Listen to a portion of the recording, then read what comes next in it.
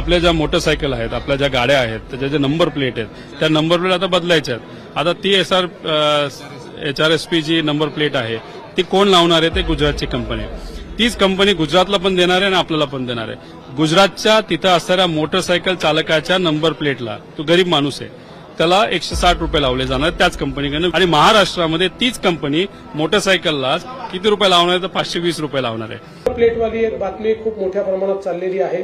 त्या संदर्भातही बातमी खूप मोठी आली, पण त्याच्यावरचा खुलासा मात्र काही सगळ्यांनी दिला नाही. कारण इतर राज्यांनी रेट ठरवला एक्सक्लुडिंग जीएसटी आणि एक्सक्लुडिंग फिक्सिंग चार्जेस, आणि महाराष्ट्राने रेट ठरवताना इन्क्लुडिंग जीएसटी आणि इन्क्लुडिंग फिक्सिंग चार्जेस. आता त्यांचा जीएसटी आणि फिक्सिंग चार्जेस जर आपण बघितले तर आमच्याकडे कम्पॅरेटिव्ह स्टेटमेंट आहे. कुठल्याही राज्यापेक्षा आपण पुढे नाही.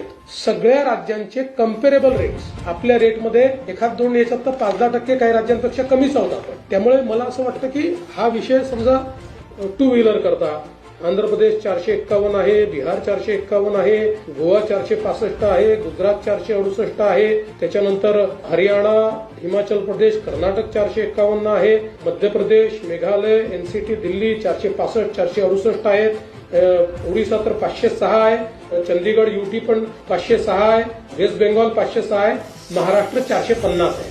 म्हणजे या सगळ्या राज्यांपेक्षा जेव्हा आपण यांचं एकत्रितपणे त्या ठिकाणी बघतो त्यावेळी आपल्या असं लक्षात येतं हे कमी आहे.